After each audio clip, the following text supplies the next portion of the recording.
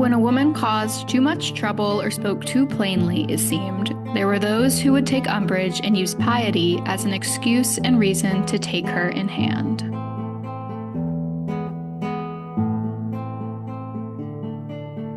Welcome to the Busy Girls Book Club. We are bringing you all of the internet and TikTok's trendiest books and letting you know whether or not you should take time out of your busy schedule to read them. And this is our first of our Busy Girl spooky season selections. So I'm Caitlin. I'm Casey. And I'm Catherine. And woo, spooky season. Yes, I am goofy. As she wears her Taylor Swift cardigan. Hey, it's orange, spooky season. Anyway, so the first book we're tackling for spooky season is actually an historical fiction book, which I know. I'm starting to feel less sure about that. But yeah. Yes. Historical fiction. Sure. Based on real life people, but not necessarily their actual real lives, because it's from Plymouth, like Massachusetts during the colonies days. So we don't really know what their real lives were like. We just know about the witch trials and kind of a more broad understanding of Puritan culture. So the author took liberties with that and created kind of this whole world where we follow the story of Maggie, who is an herbalist, healer, apothecary, and midwife in Puritan times, America, New England. And she has been accused of being a witch because of her knowledge, her gender, her crass mouth. She wasn't afraid to speak truth to power and wasn't afraid to call out the Puritans on their own bullshit. And of course, Puritans just love to be told that they're hypocrites. So it follows her and her journey through the legal system and the world around her while her husband stands idly by watching this all happen. He deeply loves her and knows that this is going to be her downfall. So it just follows the two of them and their point of views during this very troubling time period and kind of brings us into the world of Puritan New England, which I love historical fiction. I know the other girlies are huge historical fiction fans, so this was definitely in my wheelhouse.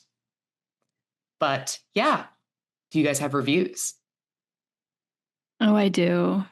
The reviews of this book were very unfunny, and there were lots of very Puritan-esque people in the comments who were not happy with the story. Yeah, y'all lost the plot. But I did find one. I'm just going to read one sentence out of a longer review, but it's a 1-star review, and it just said, "I'm glad I didn't pay for this." It was on Kindle Unlimited. On Kindle Unlimited, yeah. Yep. I actually have a 2-star review because the 1 stars were just not good and very like Puritan. Like, there's too much sex in this book. And I'm like, y'all, it's 2025. We can talk about sex. It's okay. Anyway, 2-star review. Can y'all stop spitting? Stop. I had that one as one of mine. Yes, it's so good. I actually went to Goodreads because all the other places were way too serious. I was like, I know I'm going to overlap with one of them. Yeah, I almost chose that one too. But I had another 2-star that you guys probably saw also, and it says, "This is a sex book." That was the other one. Yep. Yep. It's true. This is kind of a sex book, shockingly so. But okay. So the overall Goodreads rating for the book is 4.23 out of 5. The Fable rating is 4.06 out of 5. And the Storygraph rating is 3.95 out of 5. So yeah, where did you guys come down? I gave this a 3. I contemplated a 4, and then I was like, no, honestly, I was kind of bored for a lot of it. I just like really love a woman who likes to try and stick it to the man. I also just like expected from a historical fiction less fiction. I don't know. There was a lot of sex in the book that didn't seem to add a whole lot to the narrative also. And So I did like the story and the characters, but it was kind of slow. It seemed to take a lot of liberties. And yeah, it was good. It was fine. Yeah, I gave it a 3.5. It says 4 stars on Goodreads because I rounded up instead of rounding down. But I agree. I like the main character. I love Maggie because I just, as a person, if I was in Puritan England, I would be a Maggie. That's just who I would aspire to be. Um, and yeah, the sex scenes were tended to be a little distracting. Not to say that I am a Puritan in any way, shape, or form. But I thought the story as a whole was very interesting. And I could like basically, because I read a lot of historical fiction is fiction. It's just set in a historical time period. So I actually like really enjoy that kind of stuff. But I also like that there was like glimmers of truth to it in the sense of like, this is what the Puritans were like. And there was a woman named Maggie who was hanged for her role as being a witch, allegedly. Not really. It's just them being like, you mouthy woman, die.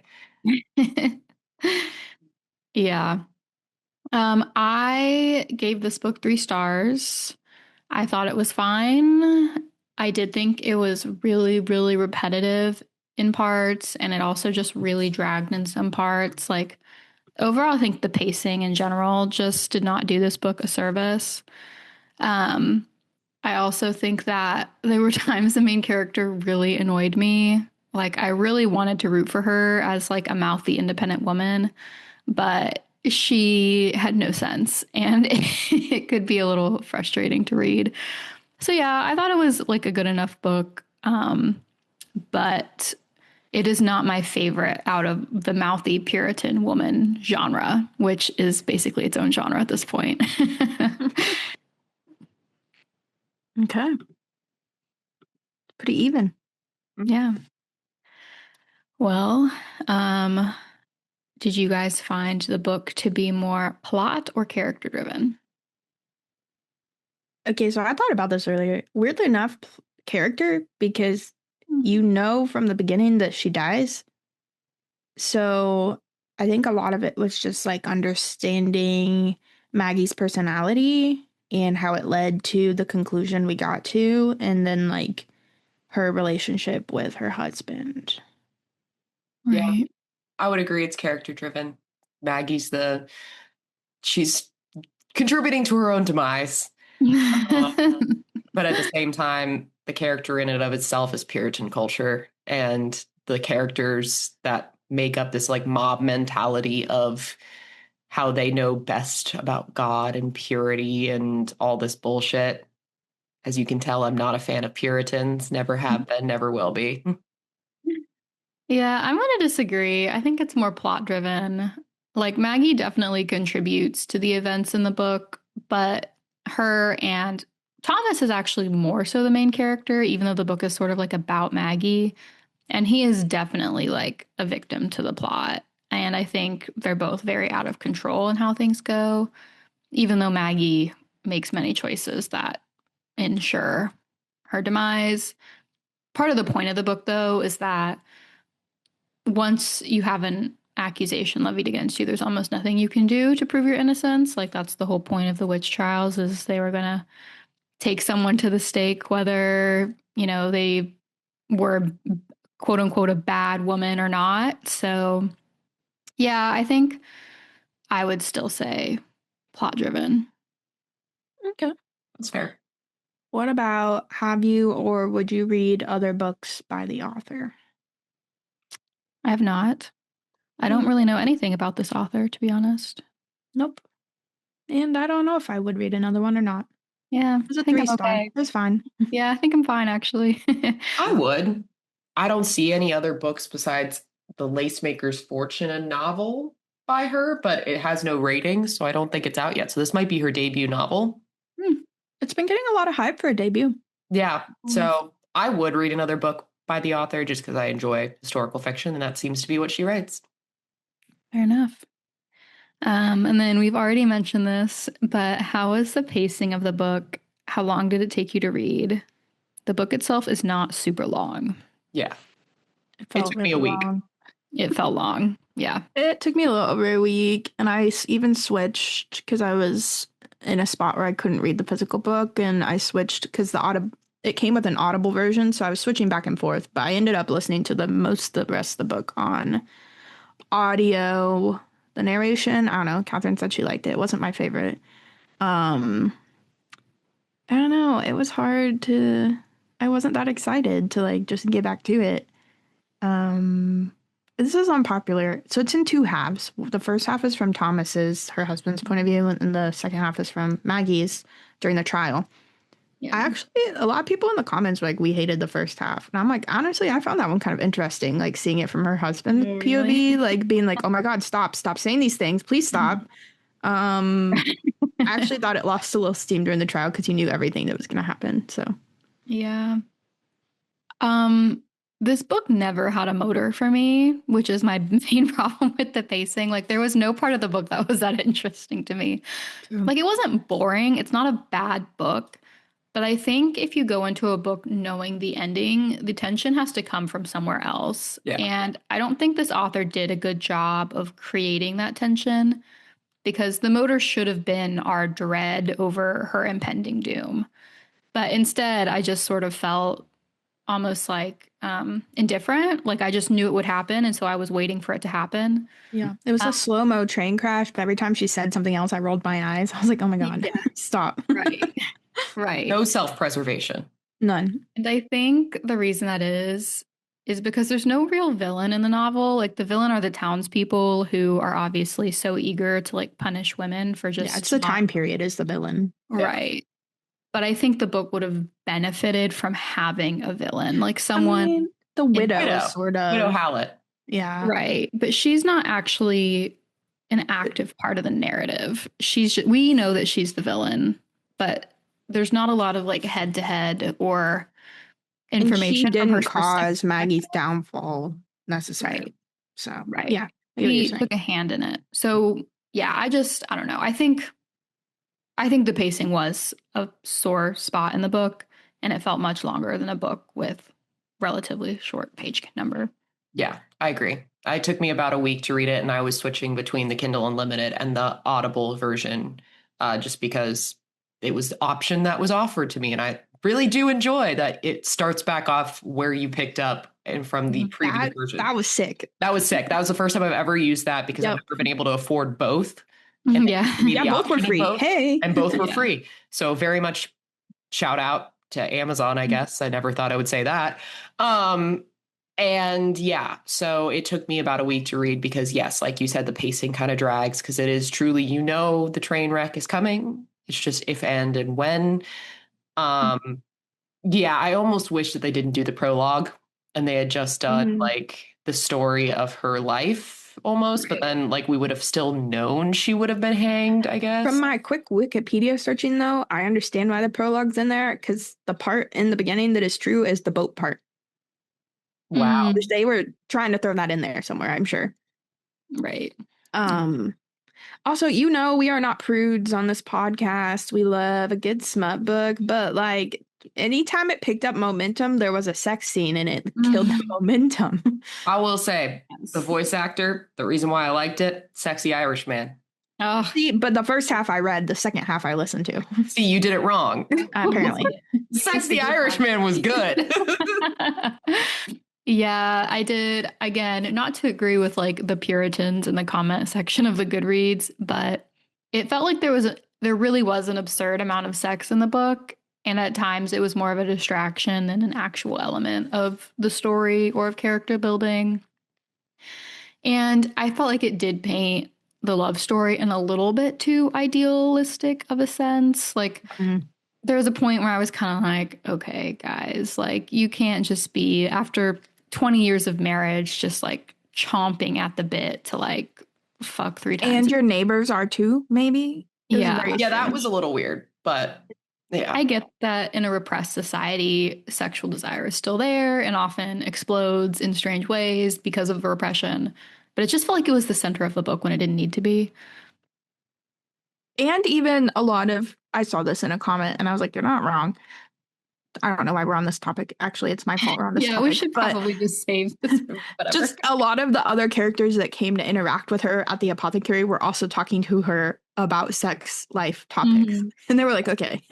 I'm like, Yeah. okay, that part didn't bother me as much, but now that you said it, I'm like, there was a lot of sex talk in this book. Yeah. Okay. But wrapping it up on our non-spoiler discussion, would you watch a movie or TV show of the book?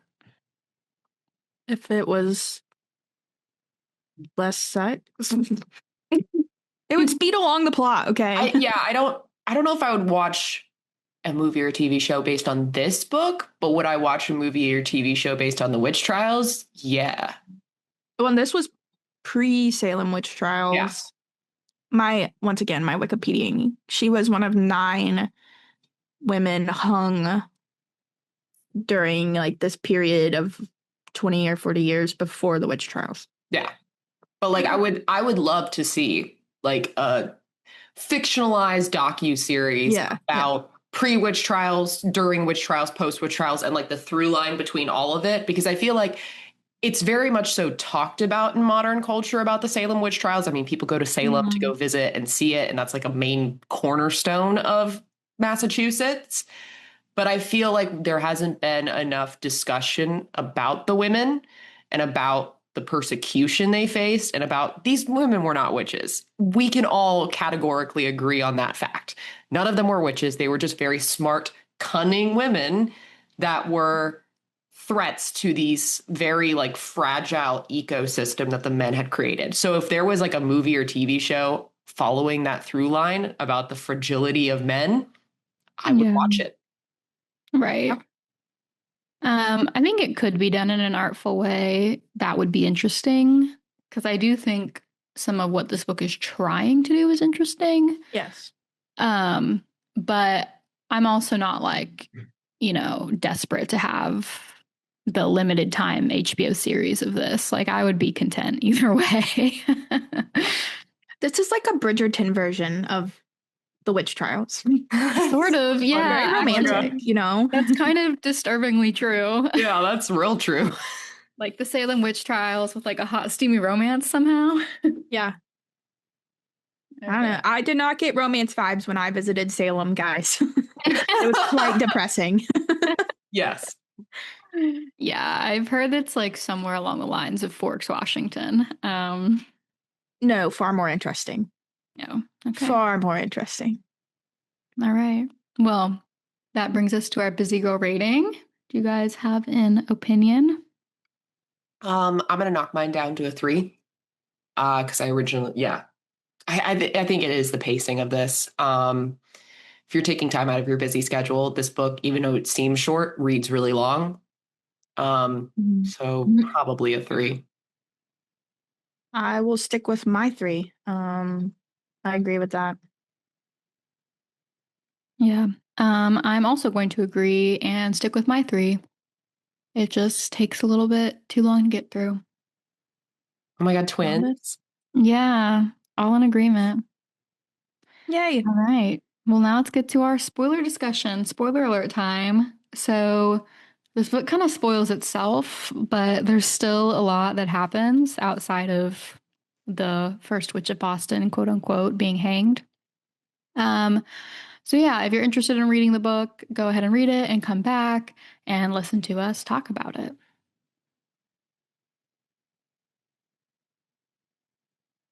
Okay.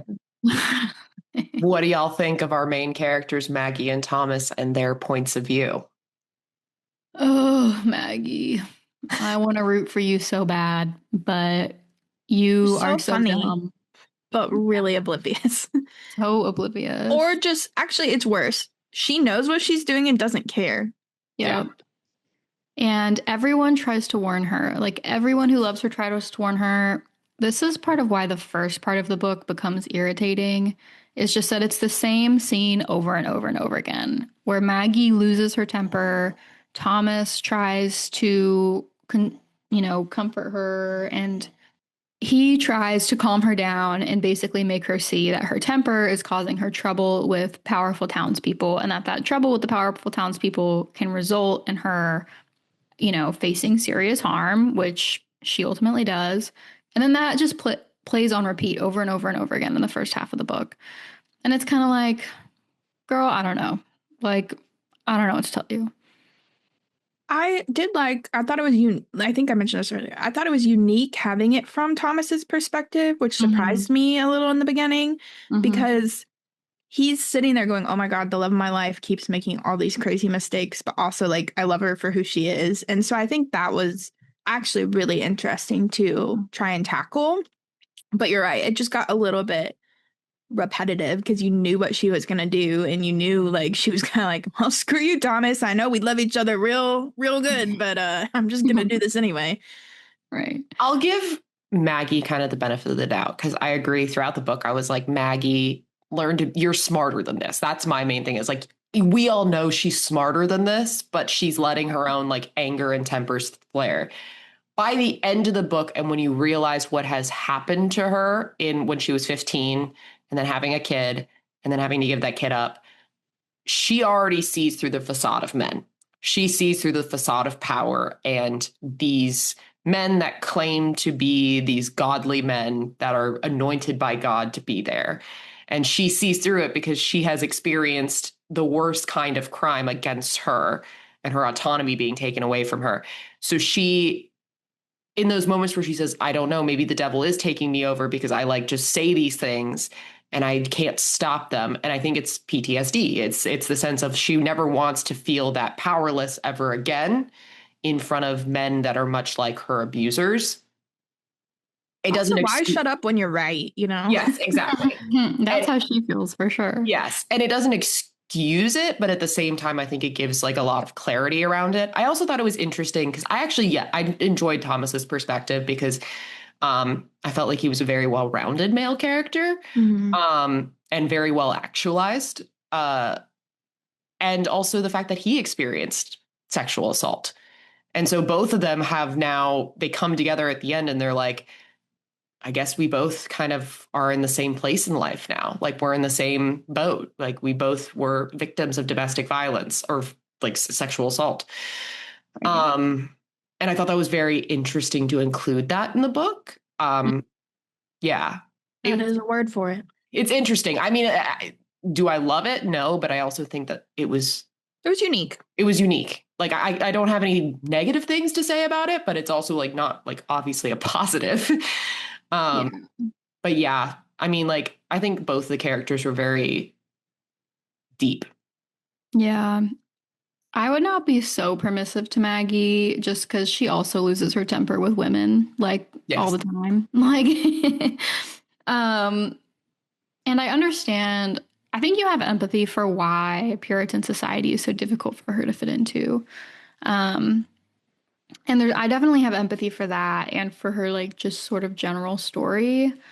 But yeah, it just got to be a little much. I did like Thomas, and I thought the choice to tell this story, which is very women-centric from a man's perspective, could have gone really wrong. And I don't think it did. I think Thomas did the story justice, and it ended up actually bringing a new lens to the story to hear from a partner who just felt powerless as well to save his wife. So I did think that part was good. Also, go Irishmen. My people. Your people. Their romance was really sweet. Yes. Love their romance. It was very sweet. Also, every woman in the book just losing their mind over a man who can actually make them come. Like, I know. Not every single part of this being about women just frothing at the mouth, not being able to release a man who can actually like understand the female anatomy. Yeah, I mean, that really might have been what it was like back then. I could 100% believe that. Yeah. You find someone who grew up in a very conservative Baptist church, I can tell you Puritan culture does similar things to women, I think. So yeah, for sure. Puritan culture probably really had them feral. Yeah. Yes. Well, the fact that like Puritan culture literally says like women don't need any pleasure to the act of sex. They just need babies, which is a very just like painful experience. That's the other thing that Maggie was kind of fun is just like her commentary on how nobody, even the women, don't understand women's bodies. Yeah. And how like the one guy was like, oh, well, I thought the woman was supposed to have pleasure too. It would guarantee a child, It's like, nope, that's not how that works. But nice try. your wife probably liked it until she ran off with the Spaniard. Right. Well, also, I think that that part made me laugh because I was like, wow, she lied to him just to get him to perform better. That was great. Yeah. Yep. Which is hilarious. Lots more. I think that was kind of some of it too. It's like there are a lot more cunning women in this book than the one that's on trial. Right.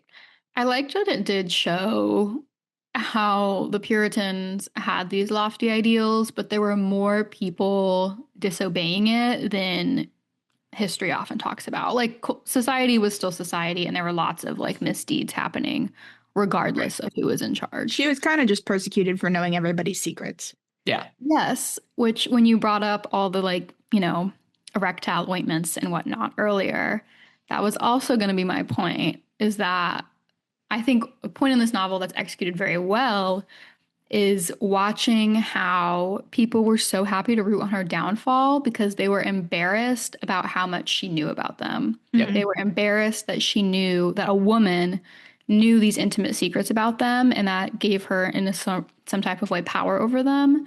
And they feared that power. They feared that this woman knew so much about their intimate lives that she knew too much, and that was part of why they were happy to see her go. But also that was their main healer and main midwife. So like you fucked yourself over in the future. It's so stupid. It's always in every book I've read like this.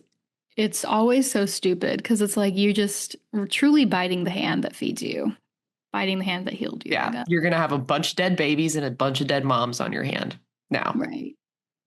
When you can't get that bunch of sexually defunct men. Yeah. I was like, when the next healer can't get that ointment correct, they're gonna really regret it. So the portion of the book that's from Thomas's POV, the beginning, starts off each chapter with a journal entry from Maggie, which, according to my Google search, those aren't real. Like I said, though, take it with a grain of salt. But the second half from Maggie's POV during the trial starts with journal notes from one of the governors. That is real. So that was kind of cool. What did you think of those little chapter intros and how they, like, you knew what was going to happen each chapter, but did you like that? I liked it. I really, really liked the trial notes. I could tell that they were real, and I loved it because even though it's a fictionalized retelling, the notes are also very like transparent. Like you can see through what they're saying so easily and see how fictitious the witch trials were and how everything was so made up, because even in the trial notes it's just like, this woman just frauds, does not behave correct. Yeah. It's just like, okay, dude. So I thought those set the tone really well. The journal I thought was fine. It didn't carry as much weight, but for continuity's sake, it kept the kind of intros to the chapters the same. I do want to give the author credit here for her language.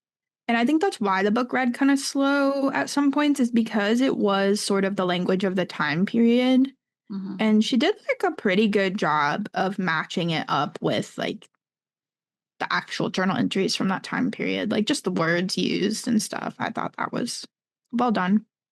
Yeah, I liked the like little beginnings of chapters because I think it really like helped break up the chapters a bit and like give you insight into a different perspective of the moment. Especially because when we're in Thomas's point of view, we don't hear Maggie's thoughts. And these are Maggie's thoughts at that moment, at least in very brief moments. I loved the witches' trials notes because I am just a sucker for history. Also, when I read John Winthrop, I was like, holy shit, I wrote a paper about him in like 7th grade. I was like, really? I recognize that last name. His name was familiar to me. Yeah. And so I'm pretty sure when we were learning about pre-witch trials Puritan culture, we had like, or maybe it was even 5th grade. It was like, we just had like a Puritan day for US history. And I had to not be John Winthrop, but like had to personify or like learn about him and learn about They don't teach us about witches in Missouri. Well, we didn't learn about the witches. We just learned about Puritan culture, and John Winthrop was like a huge icon of Puritan culture. I don't know if we Hmm. necessarily talked about Maggie at all because I don't recognize her name, but I was like, I swear to God, Winthrop is a last name I fucking recognize. Yeah. He has actually, John Winthrop showed up in another book that we decided not to do this spooky season called Slewfoot, but he is also in that book, and that book is also about a witch trial in Massachusetts. So he is a much reviled figure, I think, to the modern eye. Now I'm But like, which house did I visit? Who? Okay, never mind. The witch house in Salem belonged to Jonathan Corwin. I was like, did I go to his house?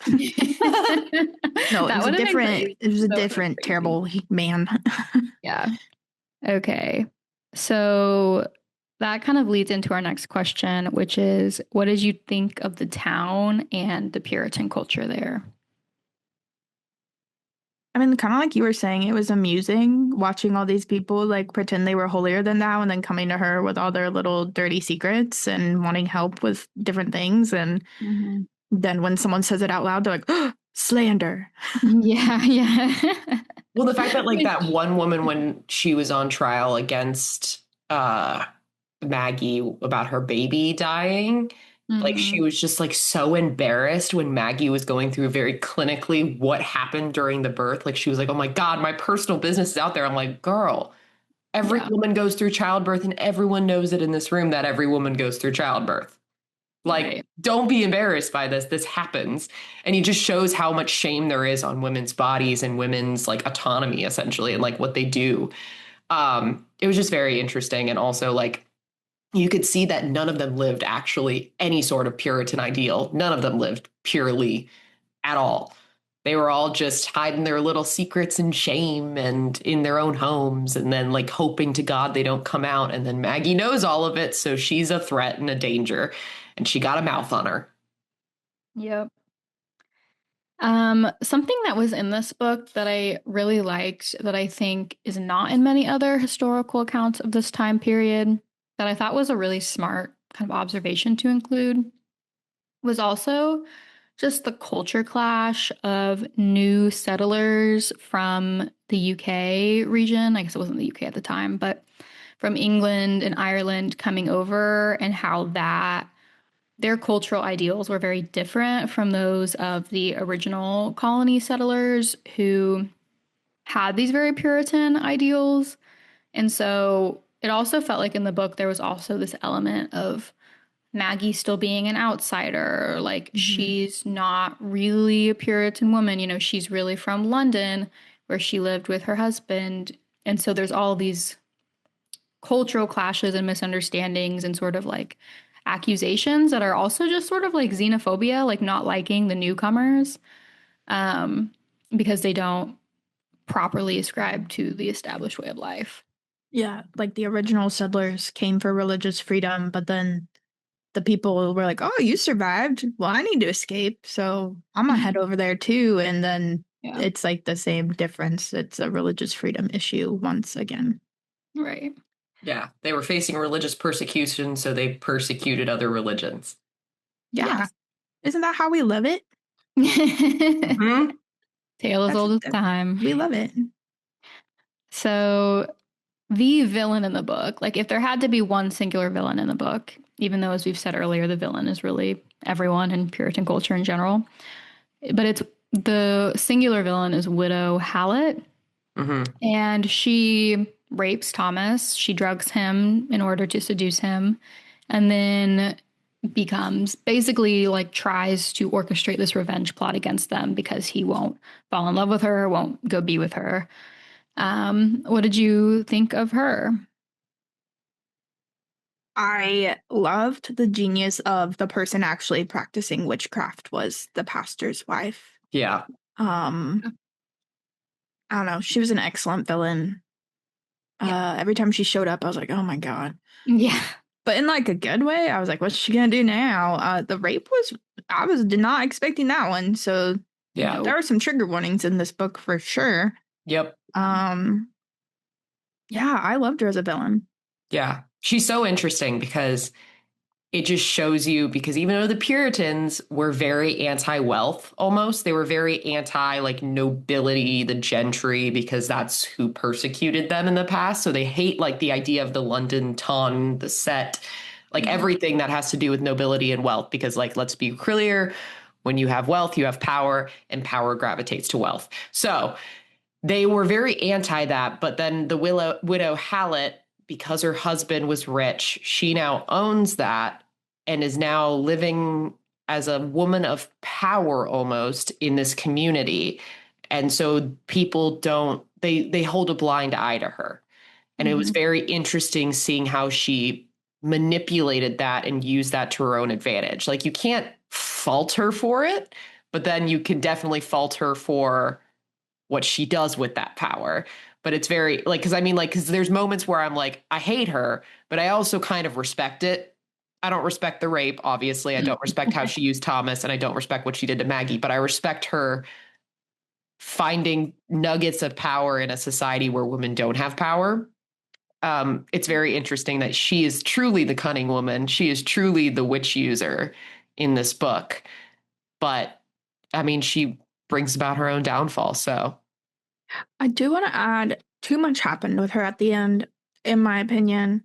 Yeah. So she conveniently is like the niece of the lady in England yeah, that they fled from. And then she confronts Maggie, but she gets her comeuppance, as in she dies in childbirth. Yeah. And then her young husband kills himself. I was like, whoa. That was Yeah. all really convenient and also got really dramatic there. And it was all kind of slung together in the end with a bunch of other really quick stuff. And I was like, hey, hold up. yeah, it was quick, but I would also say, like, I mean, obviously she was going to die in childbirth because there was no midwife no longer in that town. Also, I think the whole point of the book was karma's a bitch. So, Yeah. Right. I do think I agree with you, Caitlin. The ending was a little too much for me. I think I was holding out on the hopes that there would be some last minute plot twist. And that to me was not serving. Like I felt like it was convenient. It was a little too messy. I agree with her getting her comeuppance, but her just like happening to be the niece, I was like, okay, That was girl. too much. Yeah, I was just like, whatever. Her husband then killing himself, I was like, it's just got to be a little too extra for me. well, yeah, that's where the whole karma's a bitch thing Maggie was doing the whole time. Like, I deserved this. And I'm like, you didn't. And then it's icky to get to the end and be like, yeah, she deserved this. I was like, did she? That's really dramatic to like, Yeah. I don't know. It was kind of icky. It was just a little too much for me. And I do want to say, Catherine, I do like your point about the widow claiming her power, even though she does disgusting things with it, because the widow is who Maggie needed to be to survive it. And the widow doesn't ultimately survive it, but she is the woman who minds herself and is aware of how she comes across and picks her moment and is patient. And that is like is she excels in all those places where Maggie doesn't. And it's funny because the places that she excels allow her to live in society, and Maggie's flaws should be signs that she's not a cunning woman, because wouldn't a cunning woman like mind her words? But like the Puritans can't see it that way. They really just want someone to obey. Um, but I could have some sympathy for Widow Hallett, even though obviously like being a rapist is like I don't have any sympathy for you after that. But like she was also a victim of the society because she had to marry this old ass man.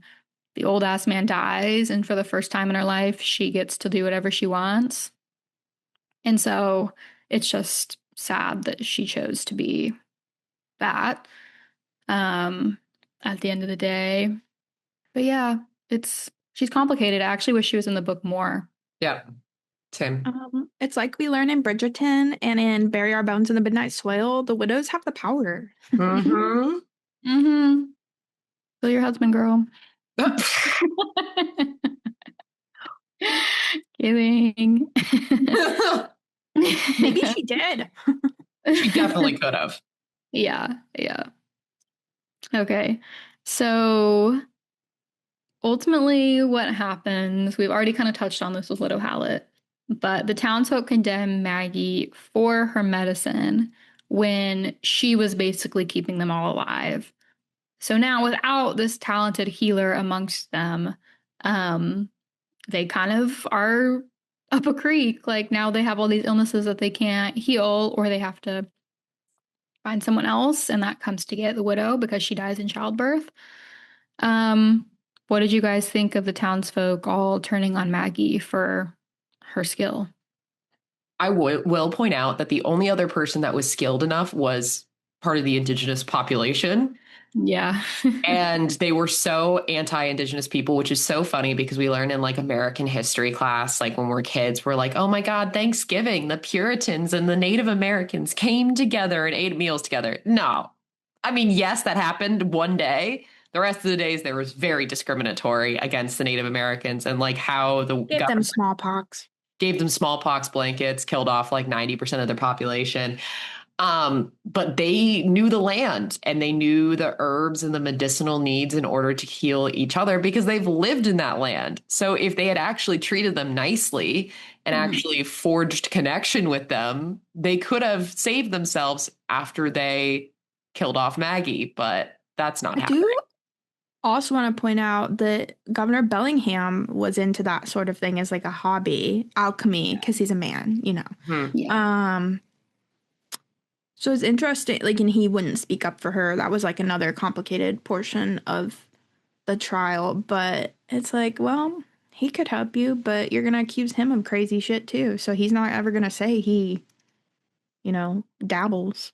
He's not going to defend you. Yeah. Which alchemy is kind of witchcraft. The idea that That's what you he make was an like. elixir I of have a life. young wife who's too young for me, and I'm way more into this, so I'm not gonna say anything. Yeah, exactly. But like the idea that Maggie was doing witchcraft when all she was doing was medicinal healing, and like their ex-governor and the governor's son are both interested in making an elixir of life, immortal life. Okay. Okay. Yeah. Okay, what about the trial itself? We get to hear from all these different townsfolks about their different grievances with Maggie, and she undergoes an exam, and she ultimately gets sick and feverish and kind of unravels. What did y'all think of that? And the POV shift from Thomas to Maggie. I like the trial. I like the townspeople and how they like took the stuff she helped them with and like construed it wrong. Where she was losing me was the Bess stuff. Yeah. I would understand if she saw Bess when she was feverish in the prison cell, but she was like talking to her long before that. And I was like, now it's getting a little weird, honestly. I know you're a grieving mom, and I think that's an important thing to talk about is like grieving mothers, but I don't know. I think it would have been stronger if she had just like seen Bess because of the fever.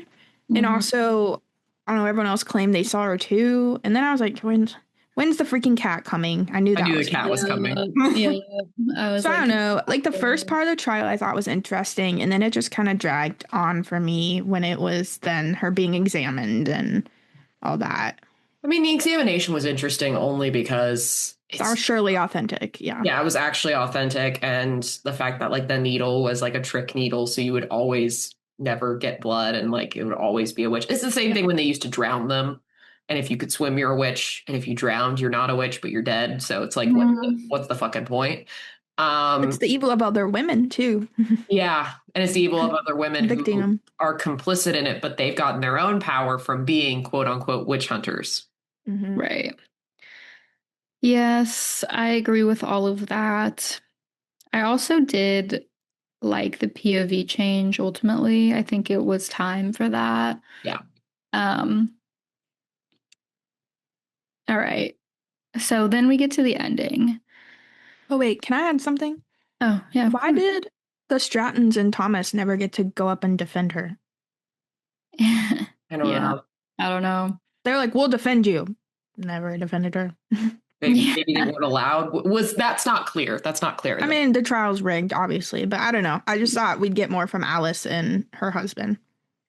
I do. I thought for some reason back in the day, you didn't used to have a right to call your own witnesses. So they may have just not let them, but I'm making an assumption there. But yeah, actually, now that you bring it up, also the child stuff was really weird, and I didn't really understand the point of it in the story. I thought that it was going to be part of some curse left by the widow Hallett, and then never really circled back to that. So anyway, now we're at the ending, Maggie's last words, and then Thomas finding Maggie's first child. What'd y'all think? Love the last words. I thought they were very profound. And I don't know if those were her actual last words and those were recorded or that was like a bit of historical fiction. There might be. They sounded very genuine and real that could have been from that time period that you're convicting an innocent woman and the blood is on your hands. Um, the first child thing was kind of a little much. I don't know if that was necessary. The entire epilogue was a little much. Yeah, I'm glad that they didn't take the route of he married her because for a second I thought that's what they were going to go with. Oh God. Because he kept saying like it looks like young Maggie and I'm This like was a progressive book, Catherine. I know, but I was like don't mention that he looks like young Maggie. That sounds weird. But that he's like adopting her as a daughter. Yeah, it was just a little weird. He's wealthy and everything worked out great for him. Yeah. Not true. What I read is when they took him off the boat, they arrested him. Yeah. So I don't know what happened after that, but that's what I read. Right. Yeah. No, I really did not love the ending of this book. Also, I am so tired of the plot twist being, and there's a baby. That's not a plot twist. Stop doing it. I wondered because they never talked about it. My guess was that, and then they like randomly trigger warning worked in that she was trying to commit suicide in there, and I was like, whoa. She's like, oh, so that's how you do it. I tried when I was 15 and pregnant. That was a lot, and like now I kind of lost where I was going because the thought of the suicide thing distracted me. The baby. Oh, I thought it was gonna be that maybe she had done something to try and like self-abort and had like scarred her womb somehow, and that's what she was hiding, is that like she never had kids because she did like successfully had kids because she had done something when after she was raped, you know? Yeah. That's kind of what I was thinking was gonna happen. And I was like, oh no, she had the baby. Okay. Yeah. So I'm not sure why she thinks this is all being brought upon her because she didn't have an abortion. So it just feels like it doesn't really make sense. There was no great sin committed besides having a child out of wedlock, but that she stole a ribbon. And then she stole a ribbon. Yeah, and being brutally raped. So yeah, I did like the last words. Him finding the first child, I was like, this is a miss for me. And then also his very idyllic ending. I was kind of like, okay. They literally sailed off into the sunset. Yeah. With the cat. With the cat. I like the cat. Let's be clear. Molly's great. Yeah. Basically, don't be a woman with good intuition and a cat. Right. And keep it hush hush around the tense pious men. We would have had a really hard time in the 1600s. Yes, we would. Yes. We would all be hanged for witchcraft. Let's be real. Yeah. If we were lucky to survive out of childhood, that is. Right. So or survive childbirth. Right. On that cheery note. I think that's it. Do you guys have book recommendations? Yeah, I'm gonna recommend a book we read for this podcast, Year of Wonders. Very similar historical fiction vibes of a woman in a time period where women were not treated with respect. Yeah, that's a good rec.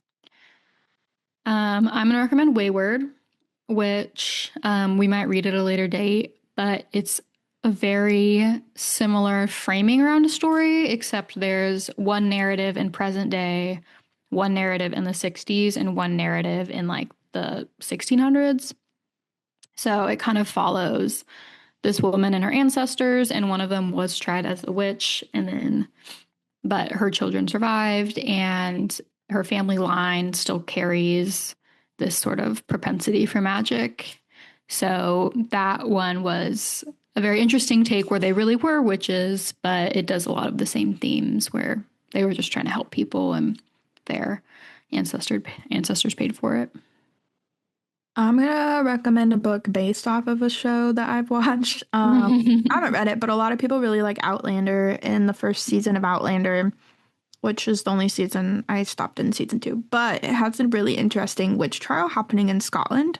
Mhm. And you like see the Scottish guard in this one interacting with Maggie, and you're like, so like witches were being persecuted not just over in the colonies. So Oh, it was I everywhere. don't know. It was an interesting. It talked about like the mark and stuff, and Yeah. Good rec too. All right. Well, I think that's it. Please rate and review the podcast, 5 stars, especially if you made it all the way through. And you're still listening to us talk. We'd also love to hear from you guys. We take book recommendations and also general commentary at Busy Girls Pod pretty much everywhere. Yeah. And with that, I'm Catherine. I'm Casey. and I'm Caitlin. Thanks for listening. And when you get a chance, take a break with the Busy Girls Book Club.